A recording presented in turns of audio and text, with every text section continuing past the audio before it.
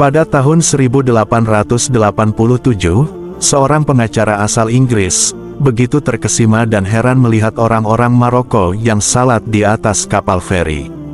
Mereka tidak terpengaruh oleh suasana sekitarnya, ombak, tupan angin, ataupun suara orang yang berlalu lalang di sekitar mereka.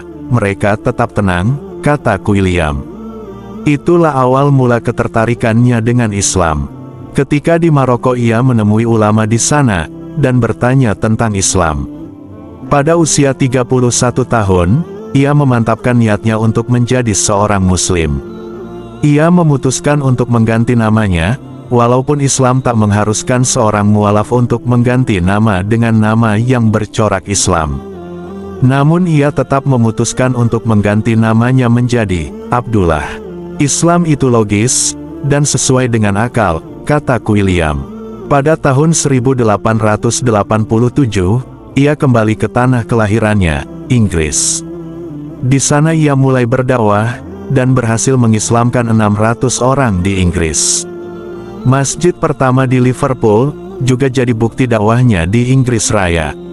Masjid itu bisa berdiri tak lepas dari bantuan putra mahkota Afghanistan, Nasrullah Khan. Mereka membeli bangunan yang terdaftar di nomor 8-10 Brougham Terrace, Liverpool. Pada 1889, Quilliam menjadikan bangunan tersebut sebagai masjid. Dengan demikian, ini menjadi masjid pertama dan tertua yang ada di Inggris. Tapi sayang, masjid tersebut ditutup pada 1910 dan dibuka kembali pada tahun 2014. Dakwah Quilliam di Inggris sampai ke telinga Sultan Ottoman.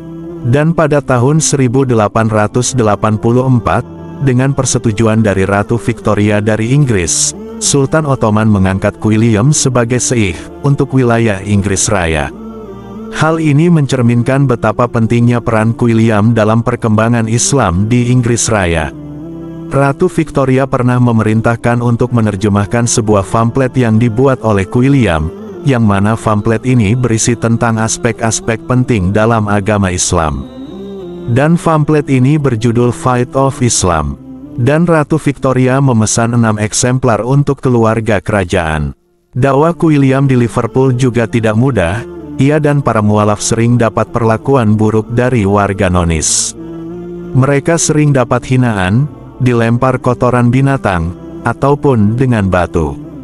Quilliam meyakini bahwa mereka yang memusuhi Muslim, adalah orang-orang yang telah dicuci otaknya, dan menganggap pemeluk Islam adalah hal yang buruk. Quilliam seorang pendakwah dan juga seorang pengacara. Ia dekat dengan rakyat jelata. Ia juga menjadi pelopor berdirinya Partai Serikat Buruh. Karirnya sebagai pengacara harus terhenti ketika ia kalah dalam sebuah kasus perselingkuhan. Seorang perempuan menggugat cerai suaminya. Ia yakin suaminya telah berselingkuh. Bersama Quilliam ia membuat jebakan untuk membuktikan perselingkuhan suaminya. Tapi jebakan itu gagal, dan rentetan kegagalan itu mengakibatkan izin pengacara Quilliam dicabut. Agar kegagalannya ini tak berdampak ke komunitas Muslim di sana, lalu ia memutuskan untuk pindah ke London, dan mengganti namanya menjadi Henry de Leon, walaupun akhirnya orang-orang pun tahu akan hal itu. Pada tahun 1880 ia kembali memprakarsai pendirian masjid di Woking. Masjid kedua di Inggris. Pada tahun 1932, ia menghembuskan nafas terakhirnya di Woking.